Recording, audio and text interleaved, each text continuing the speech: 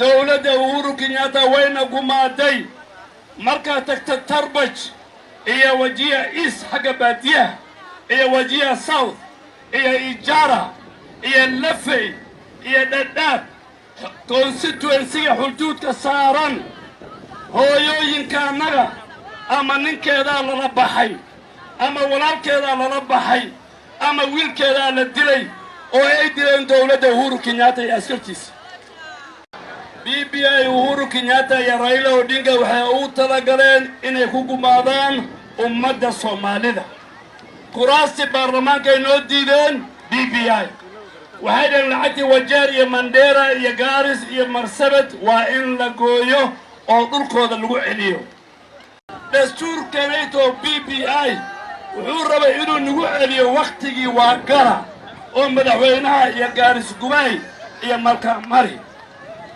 wuxuu noo diiday lacagtii equalization fund maanta Wajeer shayga oo u khatarsan waxaa weeye koronto malo Soomaaliya dadka Soomaalida annaga laajin ma nihin annaga wadan marti kuma nihin wadankan 4 county baan leenahay 15 countyna waan deganahay warka ma idhaafsan ma dhicin warka ma idhaafsan ma dhicin extrajudicial killing Mr. President, the people of northern Kenya, they will not vote for Azimio as long as our mothers have lost their sons, their husbands,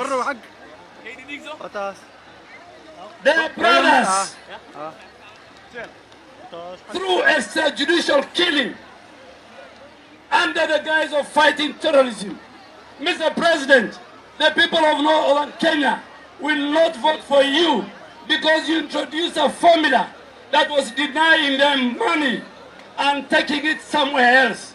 Mr. President, the people of northern Kenya will not vote for you and your project because you refused to operationalize the equalization fund.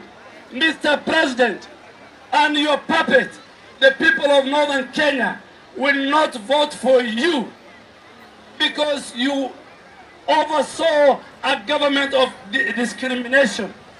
Mr. President, when the World Bank gave resources, close to 100 billion, for the road from Kulamawe to Modogash, to Samata, to Wajir and up to Mandera, till today, because you want to take the money somewhere else, when you have built over 5,000 kilometers from where you come from in central Kenya.